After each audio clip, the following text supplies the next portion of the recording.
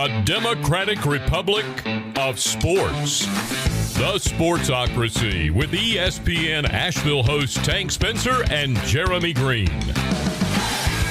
Welcome into the Sportsocracy. It is a Tuesday morning, and yes, Florida State is moving on to the Sweet 16, as is the Syracuse Orange. Whoa! I'm the only friggin' one in the studio that doesn't have a horse left in the race. Yeah, you got a Super Bowl, so shut your dirty whore mouth. Fair enough. Who can argue with that? March Madness down to the Sweet 16. We've got all kinds of stuff to talk about with the bracket contest. We'll give you the update on who's doing well. Here's an update. I thought we learned this in the first grade. Put your name on your shit. There's an update. There's a whole lot of ESPN 594-789-9234. Yeah, look, I'm good. Doesn't work. I'm real good, but I'm not going to track your IP address. That's never tracked. We'll give you the update on the bracket challenge and give you the next stage of the bracket challenge. This is where it gets fun. This is where we're going to be picking against the spread. Jeremy, this is where you get to play with me. Jeremy's got all of the details on that. He's going to fill us in on. We will talk about the 16 teams left in the Sweet 16. We got some NFL moves as well to go over, and we started talking about it before the show, so why not? We're going to delve into this whole Mark Emmert and the NCAA going to investigate as to why the facilities at the tournaments between the men and the women were not equal. This should be fun. I got a couple ideas. In the Sweet 16, though, let's first kick it off. We are live in the Wicked Weed studio, wickedweedbrewing.com. Drink different. Florida State cruised over Colorado yesterday. So they're in the Sweet 16 for the third tournament in a row. Can't say third year in a row. The reigning, defending NCAA national champions. New blood, not blue blood. Not blue blood. What up? Luka Garza in Iowa had to go home in embarrassing fashion yesterday. That man sniffles aggressively. Can I just say, did anybody notice that button? No. He got on stage. On stage. What the fuck is happening with my words today? He got on stage to do the post game last night. He would talk for about 5 seconds and then he would just go because he'd been crying aggressively. Right. Like, don't do that. It's not a good look for anybody. Like he has a deviated septum. It was brutal. I didn't listen to a word he said. You can't really blame the guy. I mean, his heyday is over. He is now no longer the greatest basketball player at his level because he'll be moving on to the NBA, and he's never going to be a great NBA player. No, he will be a serviceable NBA player, though, I think. Sure. I think he'll be on a roster. He'll do stuff. Yeah. I mean, even Tyler Hansbrough was on a roster for 7 years in the NBA. Never did anything. Nope. But never scored. He was I think he had a career high of 8 one time. It wasn't a lot. 95-80, Oregon took down Iowa. Gonzaga rolled over Oklahoma. Got that one wrong. Don't always work for a ninja. Try to pick those upsets. I'm telling you, I'm still locked in on Gonzaga is the overall favorite here. No, I have another favorite. You haven't. It's Florida State.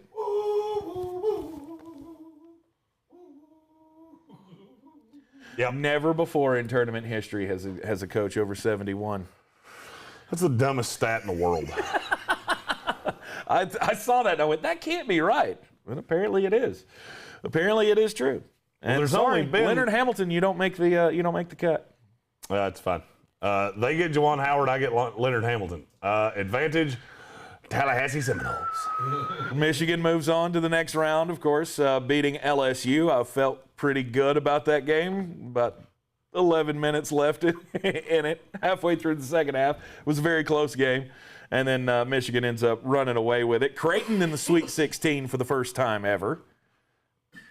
It's the first time Creighton's ever been in the Sweet 16? That's what I thought. I thought for sure there was a time where they... Right. No. They've never made it to the Sweet 16.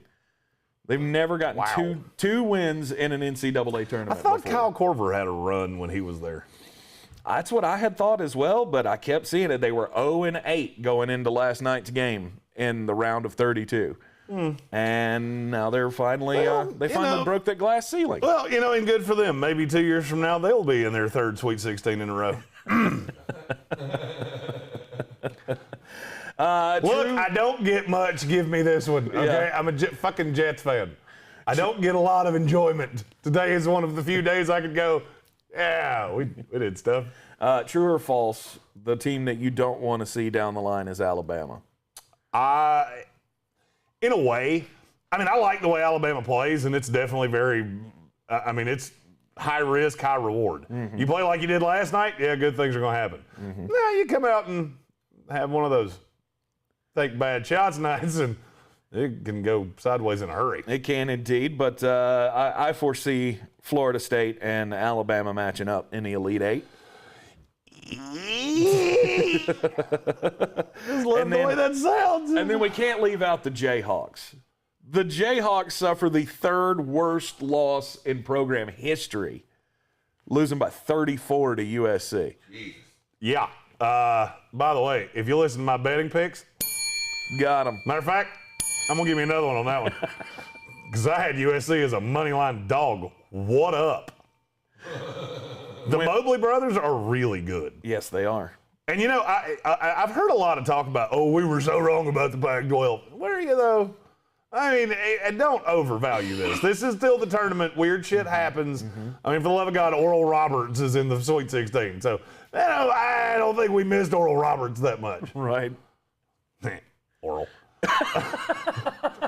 Old Mouth Bob going on to the Sweet 16. So when you look at it, I mean, I'm still Gonzaga over the field.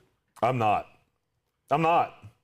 I saw, and I'll be honest with you, we watched a lot of the Oklahoma-Gonzaga game during our ESPN Radio show at 3 o'clock. Every weekday found on the iHeartRadio app. Yeah. And I'll be honest with you, once Gonzaga figured out, hey, they can't break a trap for shit. Gonzaga started playing full court, it was over. They couldn't get the ball across half court. It's just funny to me how simple things in college basketball really seem to trip up a lot of teams. Yep. That's what I was saying yesterday about the zone with Syracuse. Yeah. It's something you don't see and you don't know how to deal with it. And it's comical to me because you know who else can do that? Florida State. Oh, Mr. Spirit Mask over here. Oh, it's look. I'm one of the very few people that became a Florida State fan for the basketball team. Back in the Bob Sura, Sam Cassell, Charlie Ward days. So that's what I started with, and it got lean for a while. And by lean, I mean real lean. Right. Didn't make the tournament for. I'll tell you a fun stat. Florida State's made three Sweet 16s in a row. You know how many they'd made in my life before that? 2. 3. Yeah. And 2 of them, I still peed my pants on a regular basis. It was 90, small number. Yeah. So if I'm a little insufferable today, sorry. I mean, we'll give you a break, and I'm happy for you. I'm glad to finally see somebody else in the ACC be able to take on the mantle when the Blue Bloods are down. Virginia couldn't get it done this year, so and nobody else could. Frankly, we got 2 ACC teams left in the Sweet 16. One of them's Florida State, one of them's Syracuse. I feel like if you'd have parlayed that, you'd have got pretty good odds. Not on Florida State, but yes on Syracuse. But if you'd have put them together, if you'd had a combined bet that they would be the only 2 teams left from the ACC. If you ever find a bet like that, let me know, because I would really like to find a sports book that does shit like that. Is that too convoluted? No, it's just, I mean, you can find places that do bets on anything. Right. You also might have to get your money, out of a suitcase at the bottom of a well. Okay. You might get paid in Bitcoin. A lot is being made out today, though, with the finals of the Sweet 16, with the Sweet 16 being set, that maybe we all undersold the Pac-12. And I hate that narrative. The Pac-12's got a quarter of the teams in the Sweet 16 right now. And and they beat a lot of Abilene Christian. I mean, cool. Oregon beat Iowa. Whoop-de-damn-do. USC beat the worst Kansas team I've seen in forever. Who's the other one? There's another one that's Oregon State. Oregon State beat Tennessee and Oklahoma State. Tennessee, who was inconsistent as hell, and Oklahoma State, who had one player that was a freshman playing in his first and only NCAA tournament. Yeah, and then you had Evan Mobley and his brother Isaiah. Is that right? Isaiah Mobley? If you hadn't asked, yeah. I think that's right. You have the Mobley brothers who led USC past Drake and then past Kansas. Hey, I told you yesterday they wouldn't have an answer for Mobley. I didn't tell you which one. Yeah. I meant the other one. But You meant Evan? I did. And it ended up being Isaiah. Yeah, I meant the one that reminds me a lot of Chris Bosh. That's the one I meant. Yep. That's a great comp to him. It is. I heard He's Seth Greenberg. so good. I had Seth Greenberg say that. And I went, guess where I heard it from. Seth Greenberg. I would love to take credit for that, but I've watched his game all year and going, that looks really familiar. And I heard Seth Greenberg say that. Okay. Oh, it was that guy. It was that guy. I remember now. So going forward, what is your Final Four from here? Let's see. I had Gonzaga meeting Florida State and Arkansas. They were playing Illinois.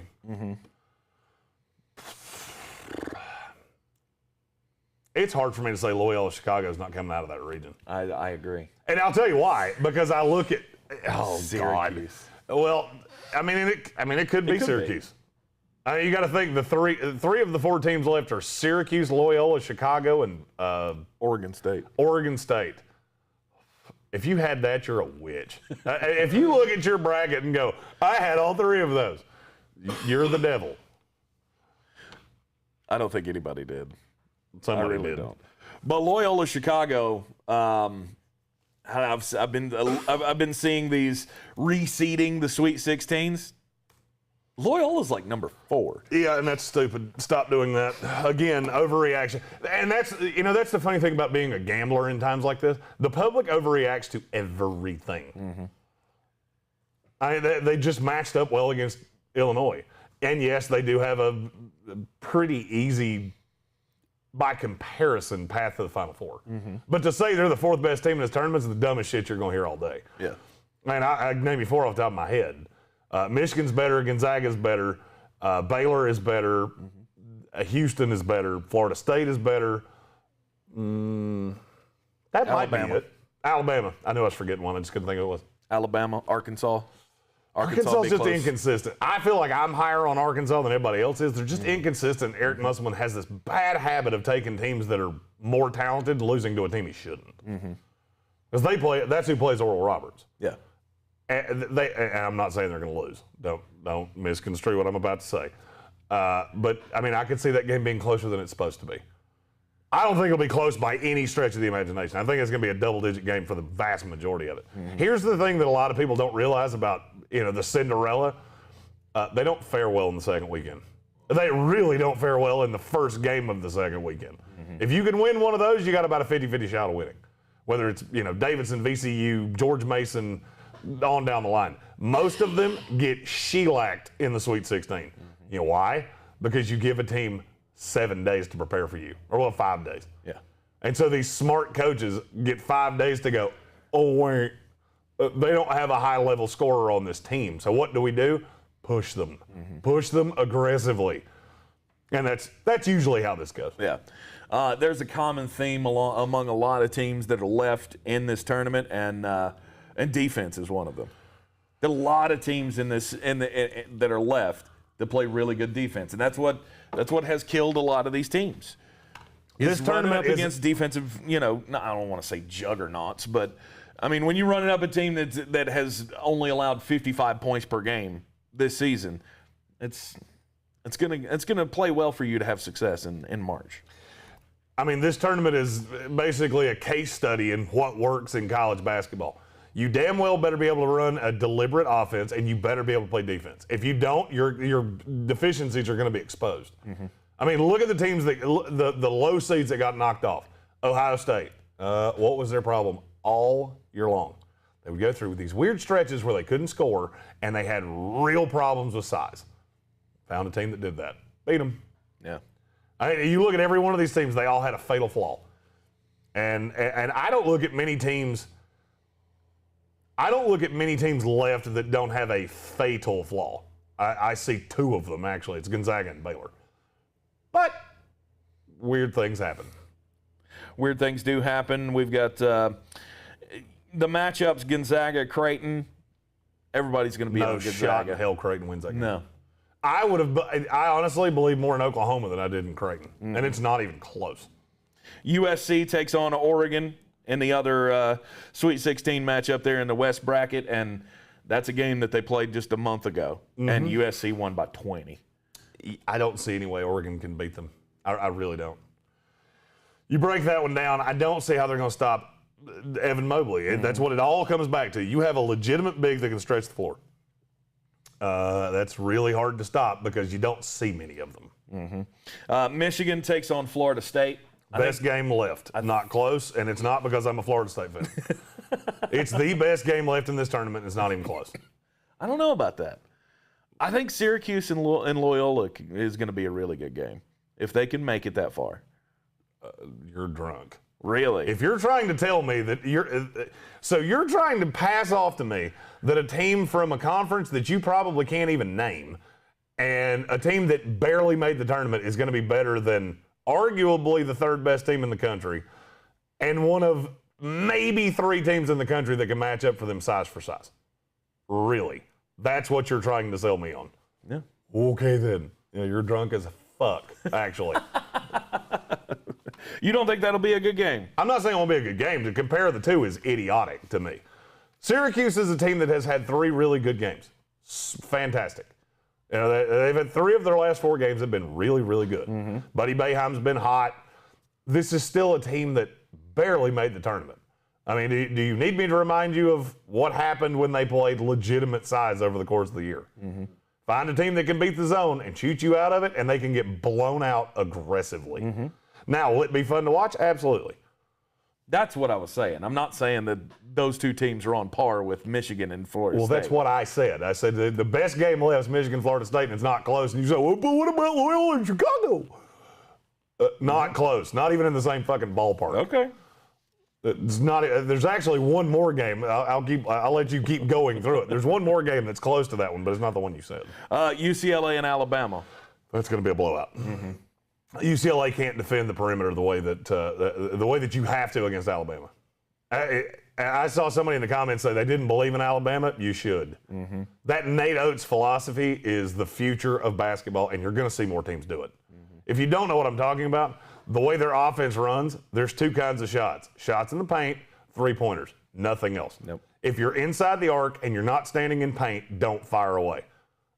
And I got to be honest with you, I love that.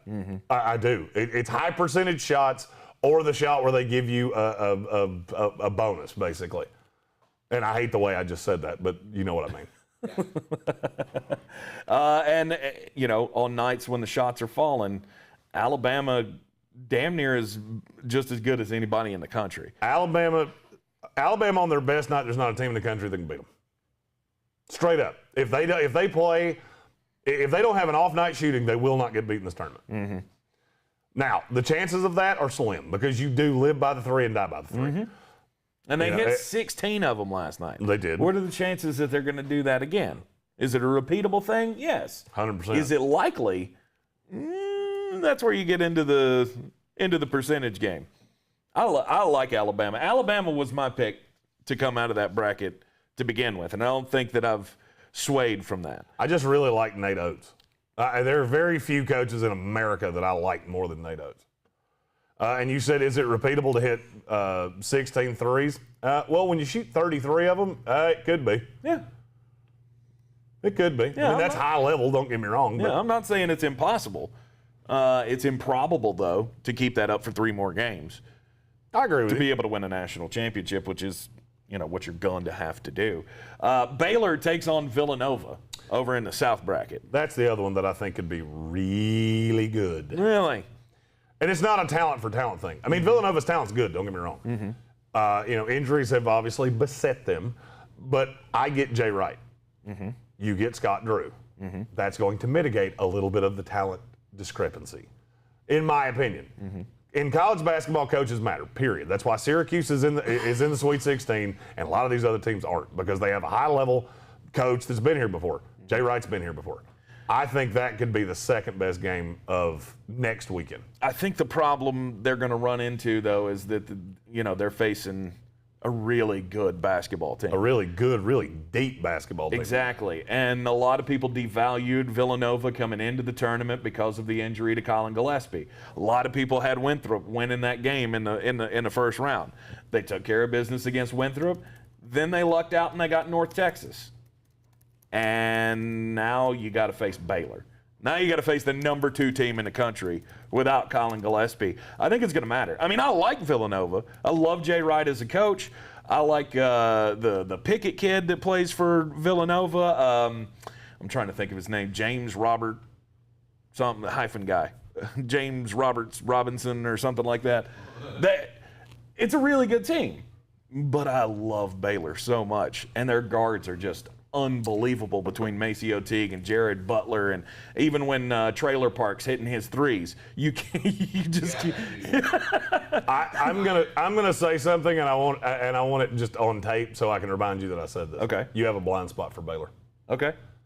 I've thought this all year long. Mm-hmm. It's because you covered Maceo Teague because he played here. Of course it is. You have a blind spot for them because you don't see their deficiency, and somebody's going to expose it. And I have a funny feeling it's Jay Wright. What's the deficiency? Down low? I'm trying to think of the really judicious way of saying this. Okay. You know that old adage, if you have 2 quarterbacks, you don't have one? Yes. That's how I feel about Baylor. Okay. If your offense is run through 5 different guys, there's nobody that in a clutch game can win for you. And that's my problem. Now, can a Maceo Teague hit a big shot or anybody else on that roster for that matter? Sure. The problem is when you get into these clutch situations, and you've never been here before. Baylor's been good. This is the best they've ever been, and it's not debatable. You get to that point, and you got Villanova and a coaching staff that's been here, and a couple rotational players that play for Villanova that have been here before.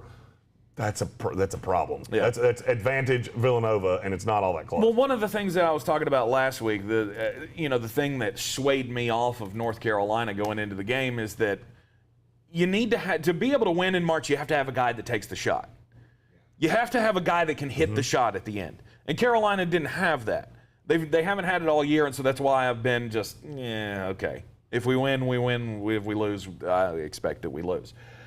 To me, Baylor has 3 guys that can take the shot. They have Jarrett Butler. They have Davion Mitchell. They have Maceo Teague. Any of those guys can hit the big shot at the end of the game. And I understand what you're saying. When you don't have, when you have more than one number 1 option, it gets really difficult. Well, I mean, but it also gives you more options. It's not even that I'm really saying play. that. I get what you're saying. Right. I think you misconstrue what I'm trying to say. Okay.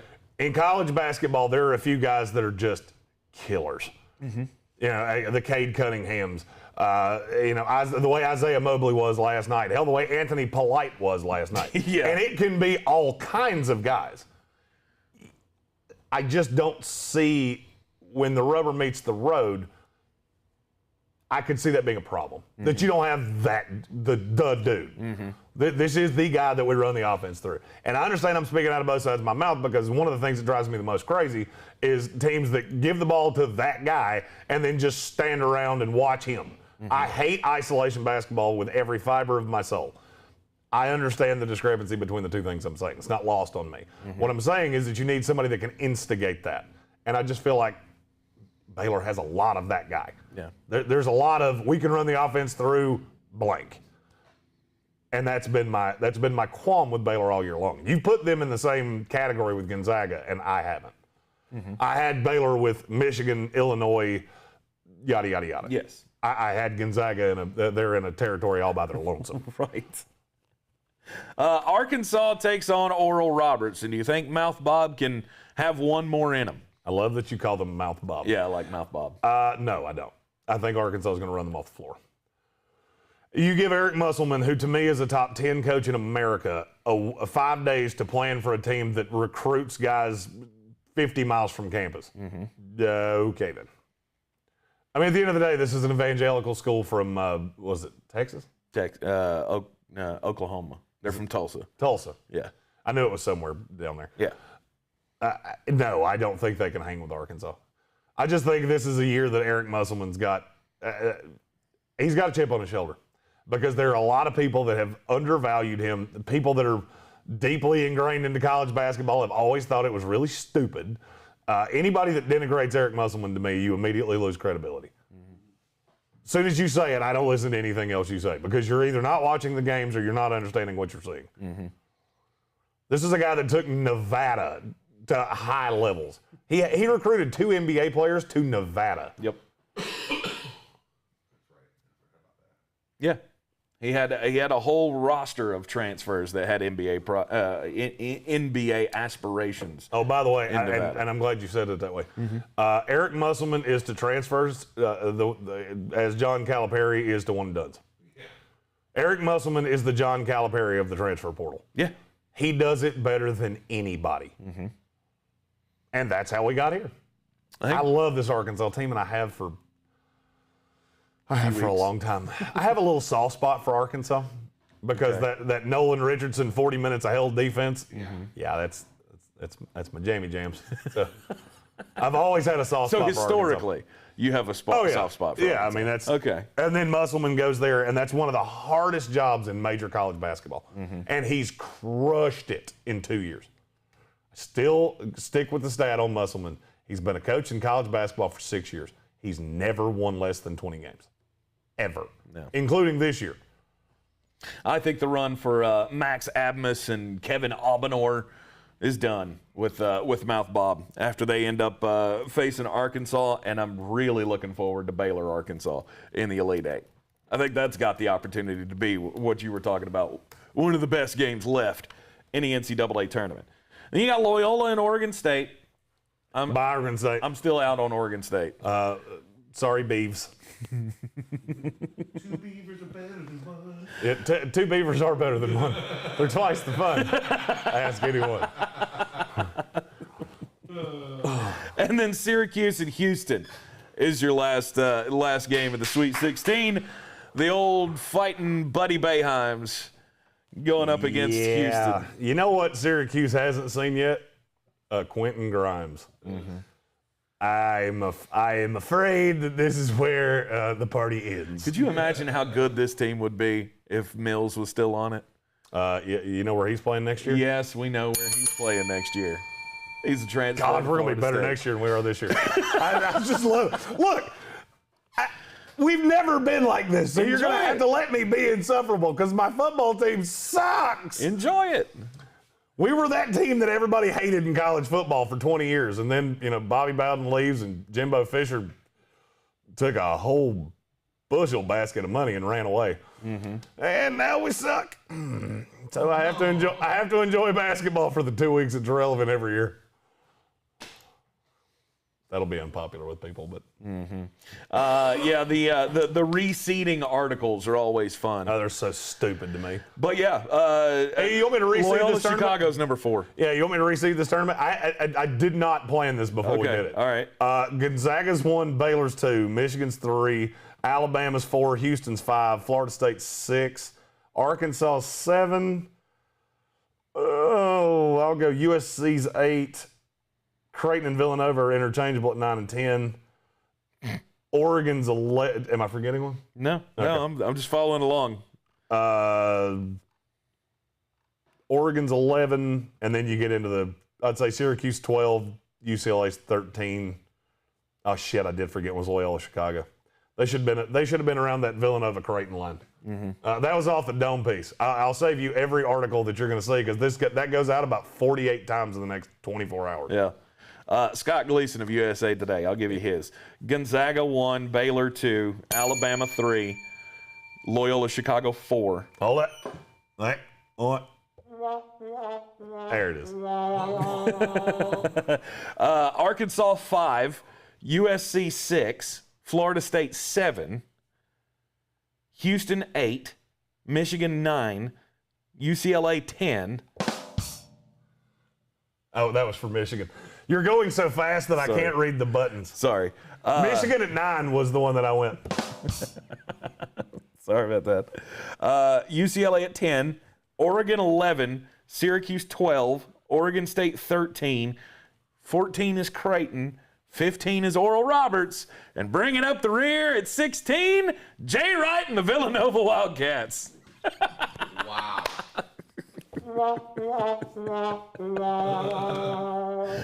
Oh, it's useless fun, and I love it.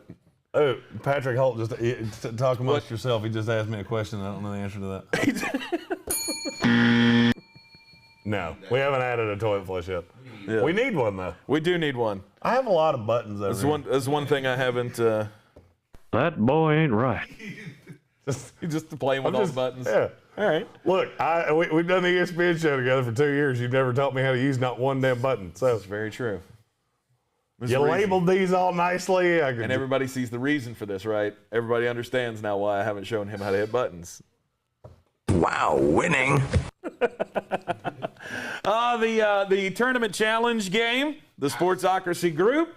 Let's give the update on where we stand. I'd love to tell you who's where, but nobody put their name on shit. Right, So. Trav's Picks, whoever that is. Trav's Picks is running away with this thing.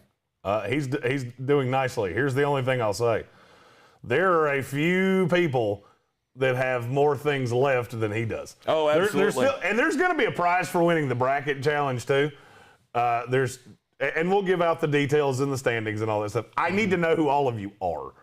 So if you could send me a message with, hey, I'm that guy. Or go into now if you're like an armchair bracket picker, I know exactly who that is. Right. By the way, if you're behind him, I need you to understand he lives in Canada and probably couldn't tell you what colors half these teams wear. And he is kicking your shit in. Yes, he is. Including me. I'm one of the ones he's beating the hell out of.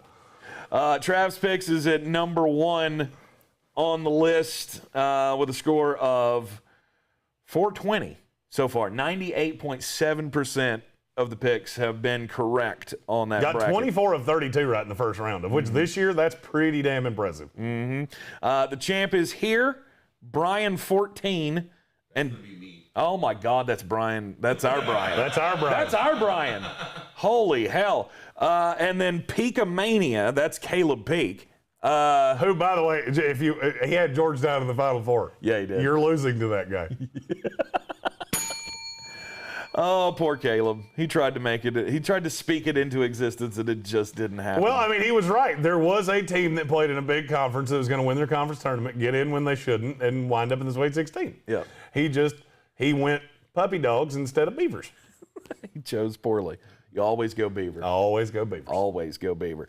And then down in 5th place, armchair bracket picker and JPBR 2012J1.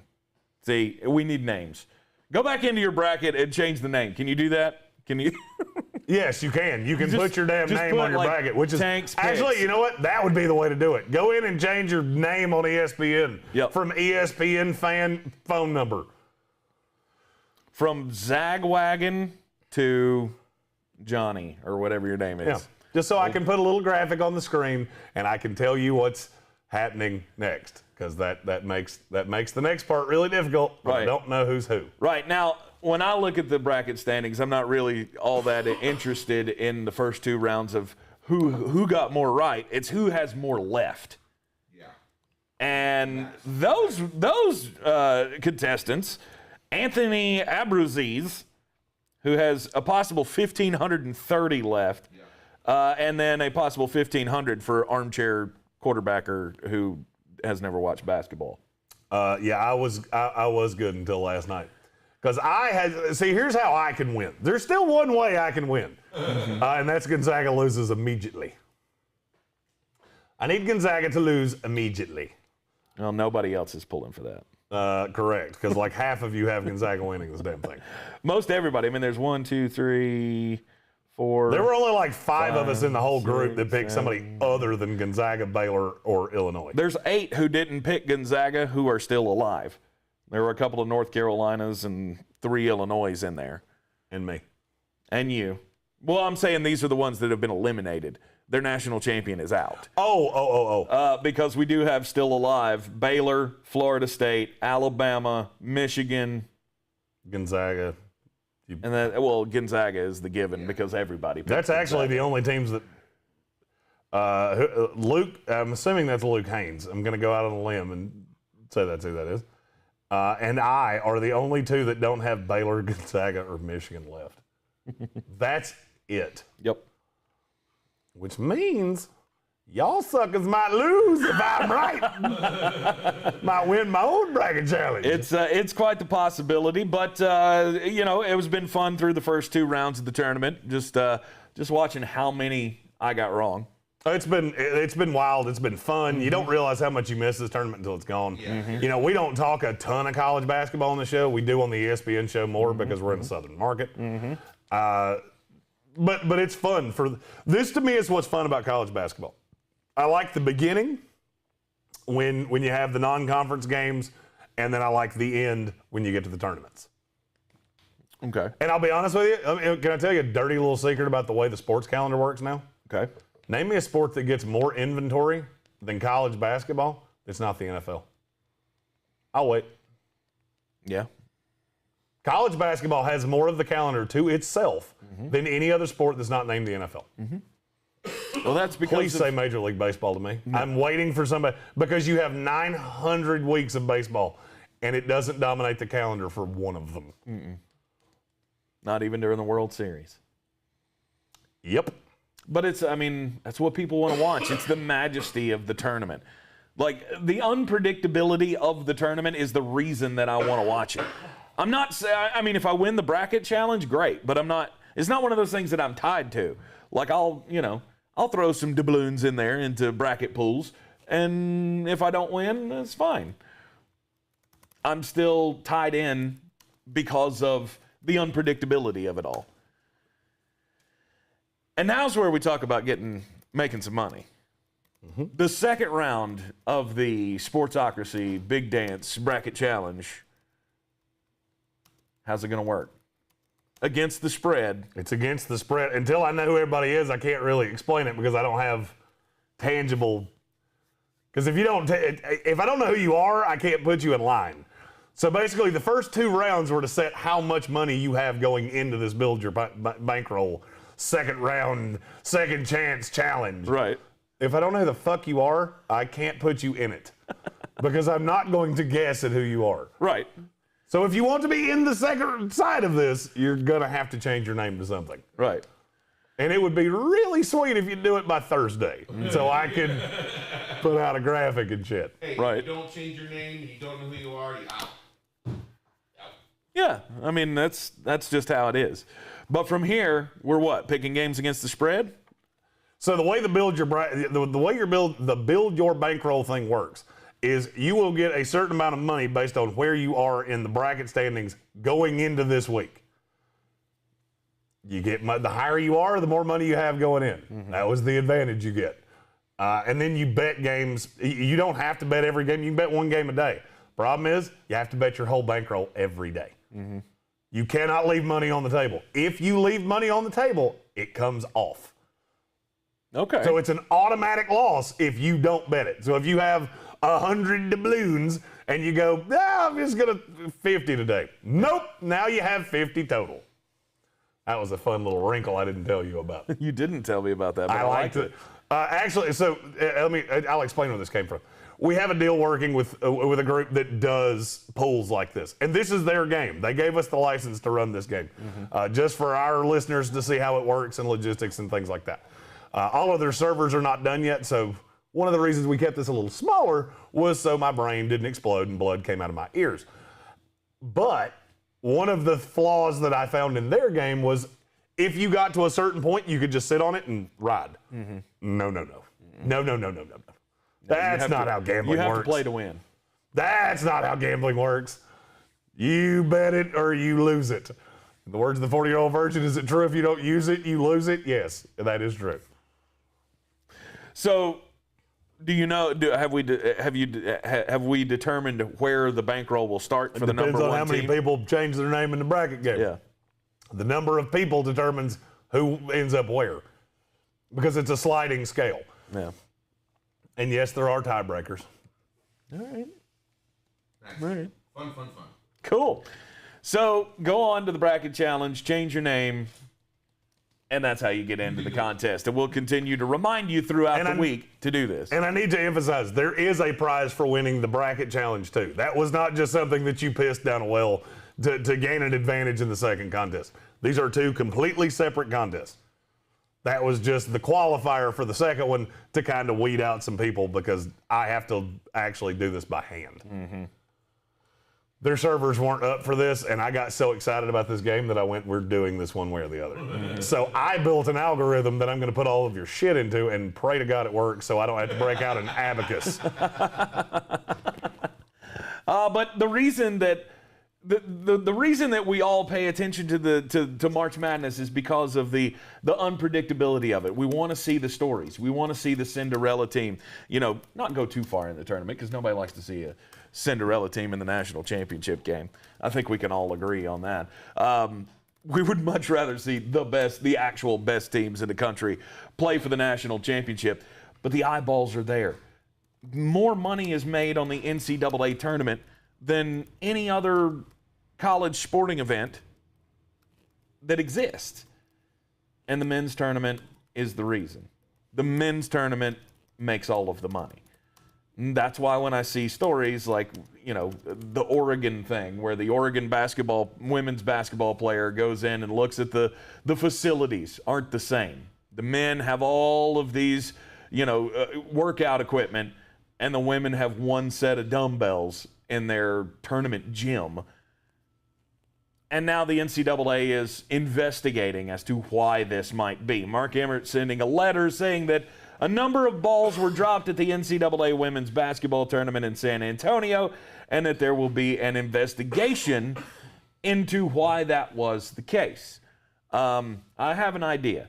Why don't you show us the budget sheets? The budget sheets for each tournament pretty much could tell us this, because I guarantee you there's a big disparity between the two. All right. There's two parts of my take on this. The first part is whoever set up the original weight room, you're a fucking moron. Yep. Because if you didn't know that was going to get out, because that was laughably bad. Yep. Now that I've gotten that out of the way, here's what drives me crazy when things like this happen. People like to get on their high horse and say these things are not fair and they're not equal and things like that. Mm-hmm. But you don't watch. You don't consume the product. You don't buy the product. Mm-hmm. This is how money works. If you don't consume it, you don't get an opinion. And that's all there is to it. Mm-hmm. And you may not like that. That might hurt your feelings and your sensibilities, but it's the case. That's the case. That's what it is. If you buy tickets and you put your money into it, absolutely, speak away. If you don't, shut the fuck up. Nobody cares what you say because you're speaking out of both sides of your mouth. If you want things to be equal, then you're going to have to consume them equally. That's how this works. Name me in any business that makes markedly less than another and has nicer things. I'll give you a hint, there's not one. Mm-hmm. There's a reason that you sit in a really nice chair at a Ruth Chris and you sit on your tailbone at a McDonald's. There's a reason for that. That's not a happenstance. It's because at one you're buying a $70 steak and at the other you're buying a $2 cheeseburger. I'm not trying to equate the two things that way. I think women's basketball is fantastic. I think the product's never been better. You have a lot of high-level former WNBA players that are coaches now. That's phenomenal. Mm-hmm. And guess what? That's a big advantage that they have over the men's game. Problem is, people talk and don't do anything about it. Mm-hmm. You want to talk and you want to be offended, but you don't put your dollars behind it. Mm-hmm. And that's how, this is the greatest lesson in capitalism that you'll ever see. If you don't support the business, don't be surprised when the business has to cut corners and then ultimately when the business fails. Mm-hmm. That's capitalism 101. I mean, I don't know if you didn't pass civics in high school, but I think you had to understand that to pass that course. And I've listened to this on multiple shows, one of which you were on. Yeah. And it's like, okay, so what are you going to do about it? What are you going to do about it? There's nothing there's nothing you can do about it. There's a lot you can do about it. You can actually go consume the damn product. Yeah, but that's not going to happen. You're going down that path. I'm not going to say that. Because I think it is a consumable product. Okay. It would be one thing if you were putting out a shitty product. Women's basketball has never been better than it is right now, and that's not debatable. Mm-hmm. If you don't understand that, I can't help you unless you just didn't watch back in the day. It used to be there were 4 programs. That's it. Mm-hmm. Now that's not the case. So this is a very consumable product. But this is one of those things that drives me absolutely fucking crazy.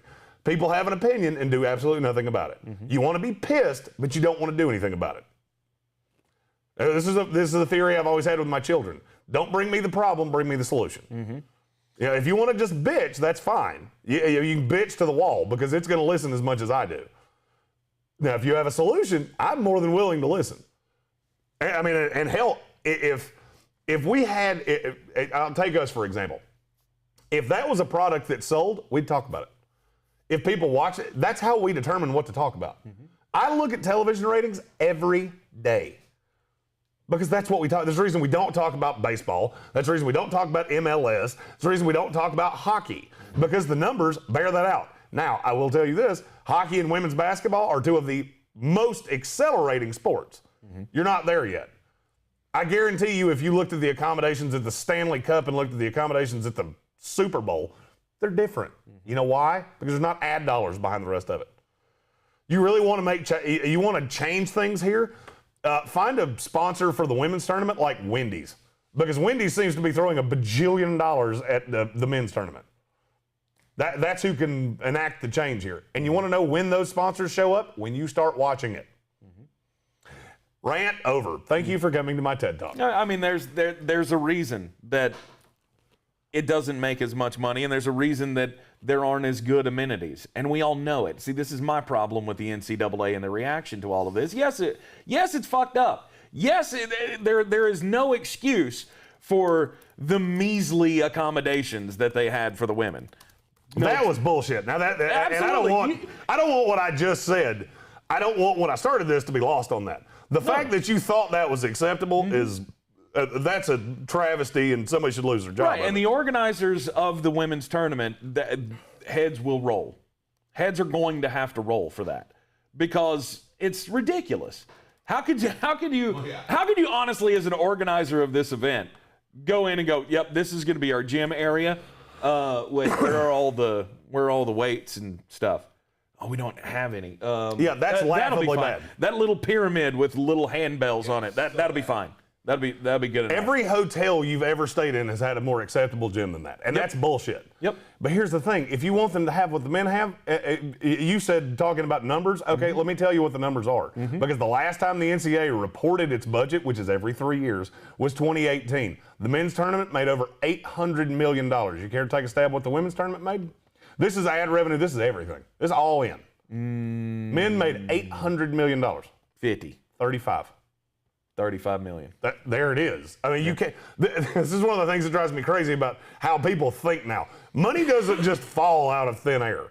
You know, I don't know if you understand how. And maybe this is the credit card era of I don't have any money, but I have this piece of plastic that will allow you to give me things.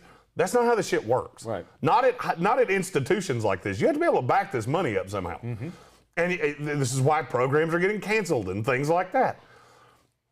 The reason Furman's baseball program, Furman's a university close to us that had a pretty damn good baseball program. It doesn't exist anymore. Why?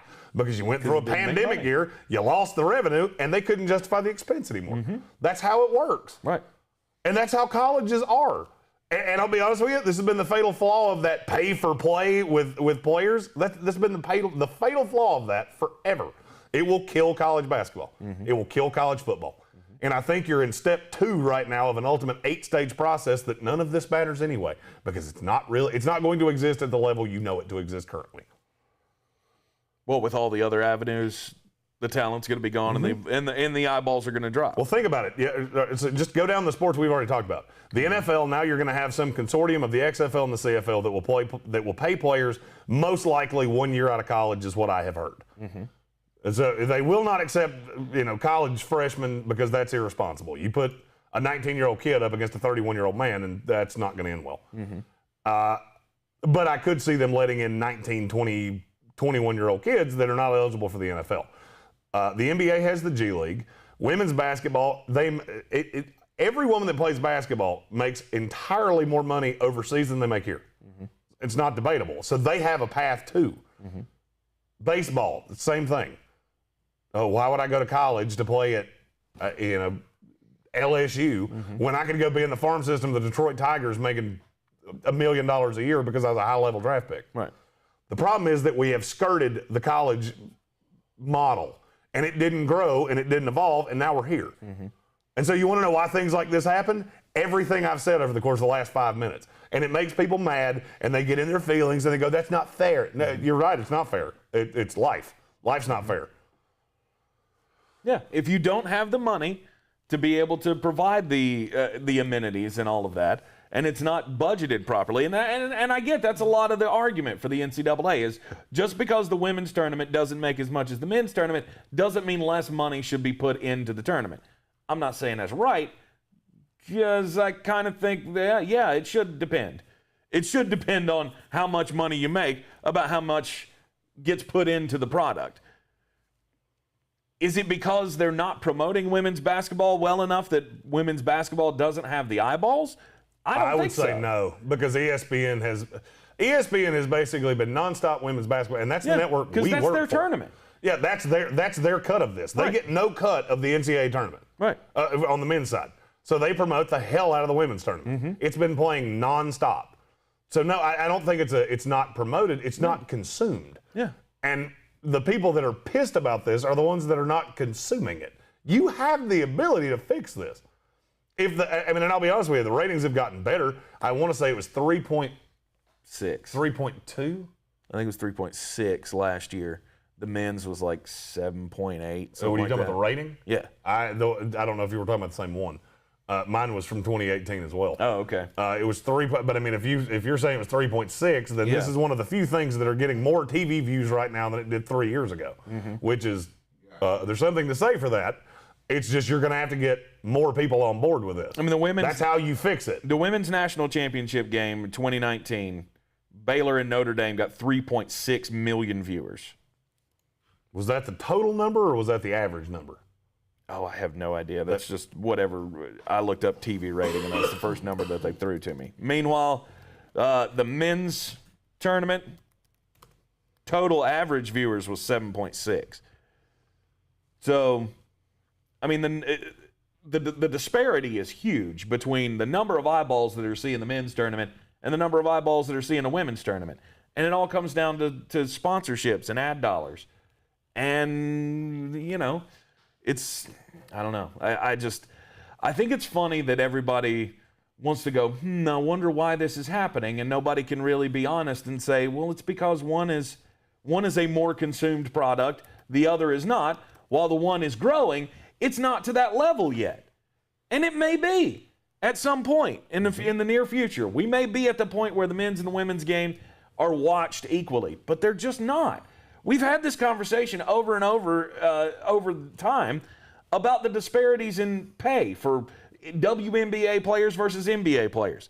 Oh, they make all these millions, and here's the women making thousands. Some of them are making up in the millions, but it's the same thing. The money doesn't exist in the WNBA that exists in the NBA. Because you have to get the money from the sponsors to that's where it comes from. I think this is the patent flaw in what people think. Because they see owners like Steve Ballmer, who's got $40 bajillion. I got news for you. The LA Clippers are not losing money. He's not paying for players out of his own pocket. That's not how this goes. They have TV deals, they have branding deals, they have local production deals and all these things that pay the freight. That's where you're missing the ability to do all these things in these other sports. You don't have that. You don't have a Staples that's doing unbelievable amounts of revenue for the Clippers and the Lakers. You don't have that. When you have that, you'll have all of these things will equal out. But you don't now, and until people consume it, you won't. And I'm not saying it's fair. I'm saying that's the reason it happens. And Michael Whiteside makes a good point. It's the men's tournament is on 6 different channels, and the women's tournament is on 1. It's on the ESPN. No, that's actually misleading. There's more people that have ESPN than have True or TNT's close because TNT's on a lot of basic. Turner owns every channel that the tournament's broadcast on. They do that so that they can control the narrative and they can play all the games They want every game visible. So they split that up a few years ago. It didn't used to be that way. It used to be you could only get the game that was broadcast in your local regional market. Yes. And then you had the overlap when games ran over. Turner came in and said, no, we want that inventory. And so they paid a shitload of money for it.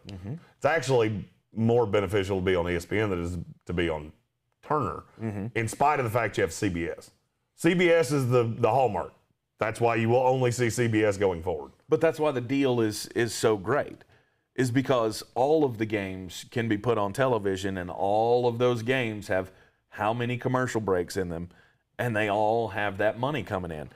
And if the women's game was as popular, it would be the same way. So another company would take it over and put it on 7 different channels and make sure everybody can see every second of it, because that's the way it's consumed.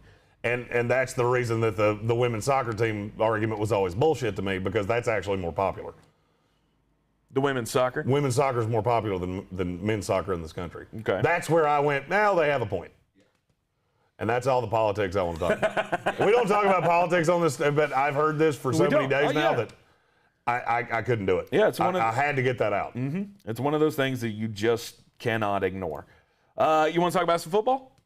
Yeah. All right, let's talk some football. We got the only major signing, I guess, quote unquote major signing of yesterday was the New York Giants. New York Giants signing Adoree Jackson to a 3-year, $36 million. Was it 36? 39. $39 million contract.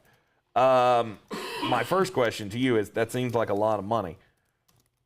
Did they overpay? Well, you know what? One of my favorite lines is, a bag of Skittles is steak tartare at night time at fat camp. And Adoree Jackson is a bag of Skittles. The tape on him has always been really bothersome to me. He's the least fluid athletic guy I've ever seen, because he's hyper athletic. Now, that being said, is he better than Corey Ballantyne? Abso-damn-lutely. Does he fill a hole? Yep. Is he a really good kicker? I will say this, the Giants now have the most athletic kick returning secondary I've ever seen, with Jabril Peppers and Adoree Jackson. Yeah. Is it an overpay? Yeah, but the market bears that out.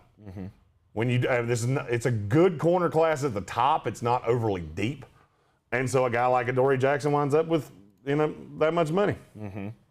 So the deal that I wanted to more talk about would be Mike Davis going to the Falcons, because I think he is their starting running back going forward. I agree with that. And for fantasy football players, he now becomes super relevant.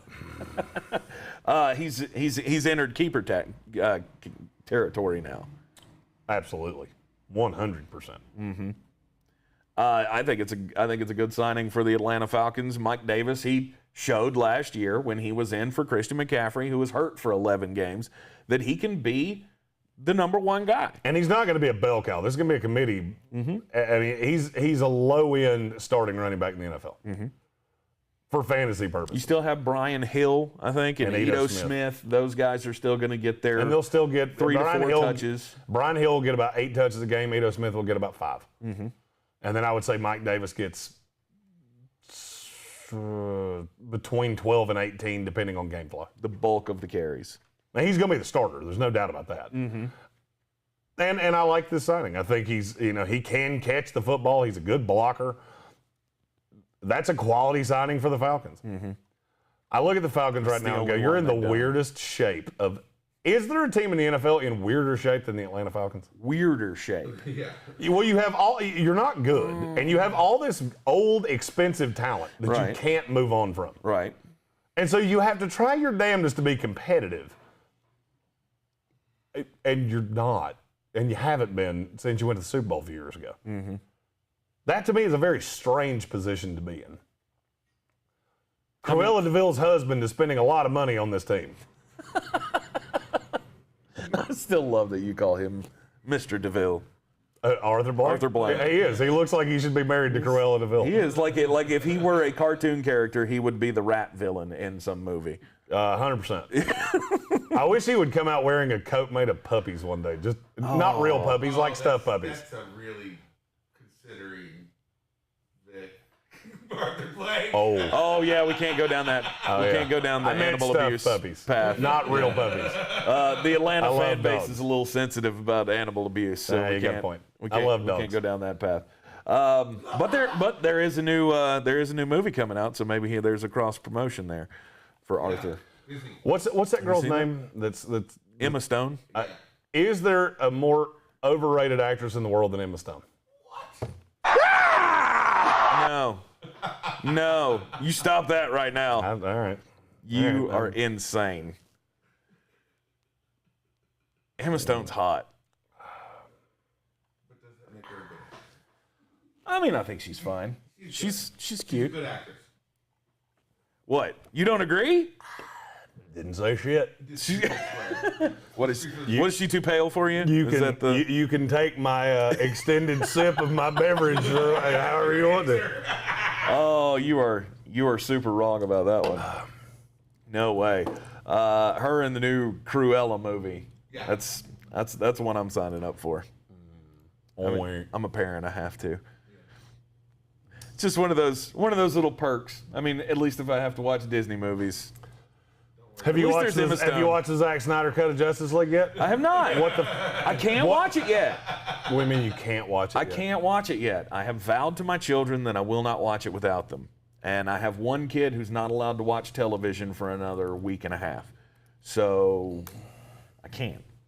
What did he start working for Arthur Blank? I couldn't not do it. I couldn't help it. I can't do it. That's why I haven't got.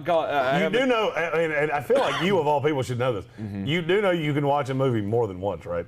I do, but it's the experience. My kids get real. I even joked about it to the kids the other day. Of, Joseph, if you don't watch your behavior, we may just watch Justice League without you. And the other kid got upset and started crying. Why are you being so mean? It's like an experience to them. We have to all share the experience together at the same time. And so I'm stuck. I can't watch that.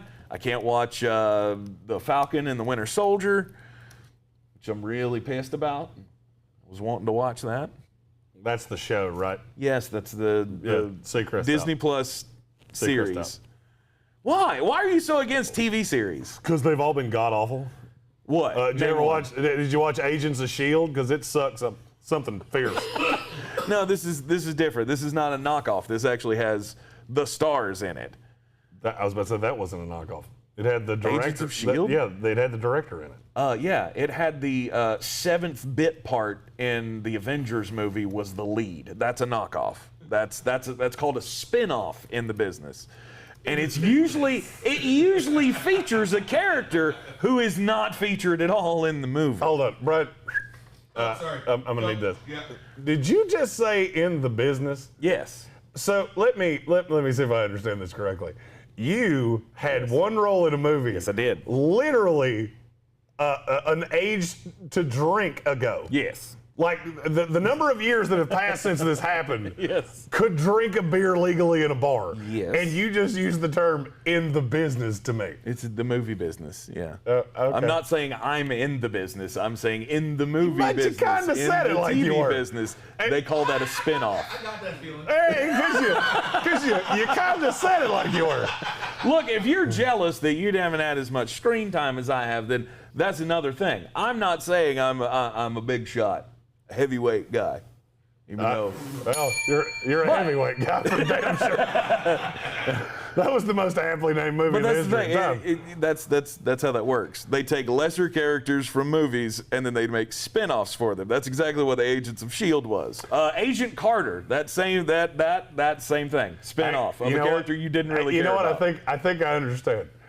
Brian, Yeah, I'm back. I think I understand. So we could do a spin-off of the movie you were in called Middle-Aged Balding Heavyweights, and you could be the star. Boom. I beat you to it, Like a boom. bitch. He ain't wrong. He's not wrong. And you know what? Raise your hand if you laughed at that in the comments. Just a hand. And I will sign up for that Fives. at any moment. And there's actually been some discussions about that. I mean, not me being in the TV show, but I think we knew. well, of course you knew that. I mean, I'm sure you got some jobs. I mean, as an I'll actor. volunteer my services, and they'll be like, "Nah, we're good. We're good." I think you got jobs as an actor, but the only way that you could get a fat camp show put on television at your age is if it started with celebrity.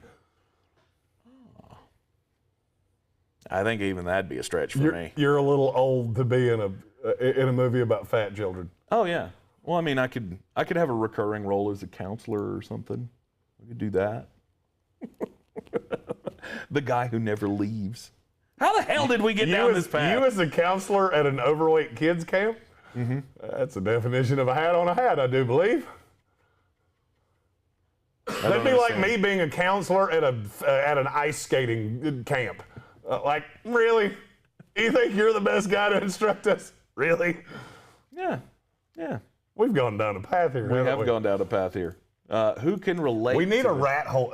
We need a rabbit hole button. I meant to load one of those up. I'm gonna get one that has the little boing boing down the hole. He just wanted to hit a button. It didn't make any sense to anything, but I wanted to hit it. Just wanted to hit a button.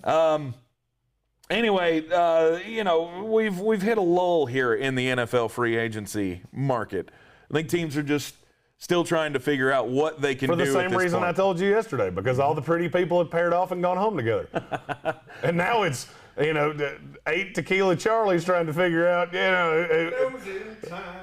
it's closing time at the bar, and the music has stopped. And now it just depends on how drunk you are as to who you end up with. Is that what you're saying?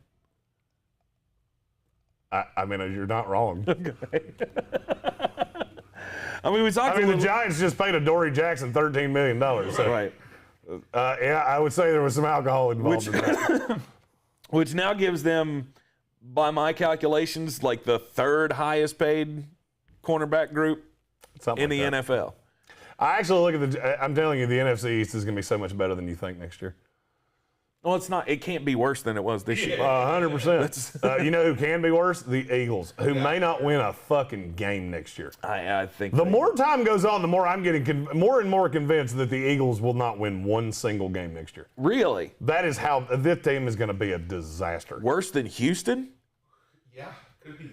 They could be. I don't know. Houston could. I mean, there is a path where Houston still has Deshaun Watson. Yeah. That alone makes them better than the Eagles. But will he be able to play? I said there was a path. I've already gone down. I've already done this with you. I'm not starting something. I'm not trying to start something. By the way, I will say the fact that Jay Williams verbatim said the exact same thing I said yesterday. That always made me feel good. Which is what? In this country, you're innocent until proven, or you're guilty until proven innocent. Mm-hmm. He went down that path with Deshaun Watson today. Mm-hmm. I was like, hey, that sounds like sounds familiar. That sounds like something I said like this time yesterday. Mm-hmm.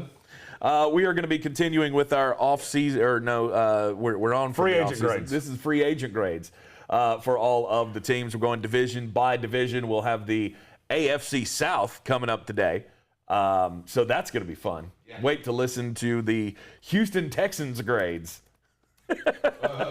I think Jeremy and I are going to be in a competition to see who can go lower on their grade. I'm going L. Can I buy a vowel?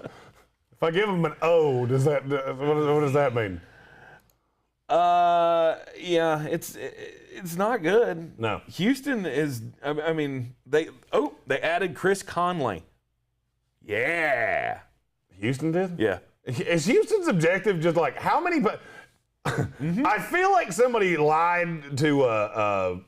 I've got DaCosta in my head. Cesario. If you sign 80 players, we'll actually let you play 15 at a time. Because they have signed more players than any team I have ever seen, and none of them mean jack shit to winning a football game. Mm-hmm. Except Philip Lindsay. R.I.P. Philip Lindsay. Yeah. And Mark Ingram. He's getting cut. Mark Ingram. He's getting cut. Those are like the two best additions that they've got in their offseason. You would be better as a fat camp counselor than Mark Ingram is as a running back right now. And it's not all that close. It's not all that close. Good God. My wife even came to your defense. Apparently, I've been giving you the business. Oh, no. Really? Really? My wife's the nice one. We've all known that for a while. Yeah, we have all known that for a long, long time. I'm a grown man with a mullet. You can assume I'm either a jackass or I'm drunk. And with me, it could be either. Sometimes it's both. If you meet those two ships passing in the night, it might be both. Aaron Rodgers looks like he's going to be restructuring his contract.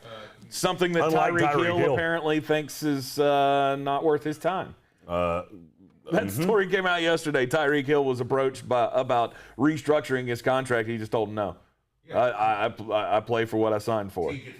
I don't know that he understands how the contract actually works. Like, does he have an agent that described to him you don't really have to take less money? Well, it depends on how the restructure works. I mean, because you got to remember, this is not a no tax state. So if they restructured it all into a bonus that was paid at one time, then taxes could have been bad, and that could have been what they said. Yeah, I don't know. Now, him to come out and say, once I'm signed, I'm signed. Okay, I probably wouldn't have said that. That didn't endear you to anybody. Right. So, that's your call, but I would not personally have said that. And it's going to be real interesting if he ever, if he tries to go in for a negotiation in another year. Yeah, you're signed. No. Oh, no, when you're signed, you're signed. Yeah. We're not renegotiating your contract. We're not going to give you an extension because that would change the money. And once you're signed, you're signed. Yeah. Yeah. Let him go on and be somebody else's problem. Yeah. So it's, I felt like that story was a little overblown yesterday because we don't know what the dynamics were. It's not like they were asking him to take a pay cut. No. That's what made him sound so bad. Mm-hmm. Oh, by the way, I meant to say this. I actually meant to say this earlier. I'm going to be doing a lot of draft content starting in the next day or so. If there's anything you would like to see us do, send that in the comments or, we have a ton of content. Mm-hmm. I just don't necessarily always know what people want to see. So I'm doing scout profiles for actual draft night because we're going to be doing the draft live from here all 3 days. Day 3 will be fun. Mm-hmm. There will be a lot of alcohol consumed on day 3. I have a funny feeling. But if there's anything you want to see, let me know, or let Tank know, or let Brian know, or let Ron know, and we'll crank that out. Mm-hmm. We're slightly more open now that I have come back from vacation and not had to put stuff together for a week. Right. Yesterday was kind of nice. I just looked at my computer and went, hey, I have enough time to do shit. And Brian put in the comments here that if they're remaking the Mighty Ducks with the original cast, they can remake Heavyweights. That's what I was talking about. That's already being discussed. The director of the Mighty Ducks and the Heavyweights movie has been talking about doing another Heavyweights, either a Heavyweights 2 or a TV series. That could be good for us. It could be very good for us. Hey, you should poke that along. That could be good for us. I am. Trust me, I am. I have already been in backdoor discussions. Hashtag get Tank in that. About having some kind of role in that. Indeed. What? Indeed. You didn't like the way I said that, did you? No. I let it pass. That's one. Apparently, I've been too mean to you, so I had to let that one pass. Let's not go down that path. All right, we are going to continue to follow all of the latest sports news. Of course, right here in the Sportsocracy, we'll have the latest of the free agent grades coming out this afternoon. AFC South grades this time as we continue the content. Be sure to like and subscribe to the channel so you know every time that we put out something new here in the Sportsocracy and here in the Wicked Weed studio, wickedweedbrewing.com. Drink different. I'm Tank Spencer. He's Jeremy Greene. Yeah. We'll see you this afternoon on ESPN Asheville, 92.9 FM, 880 AM and 1400 for the Sports Tank with Jeremy Greene, heard everywhere on the iHeartRadio app. Have a great afternoon, folks.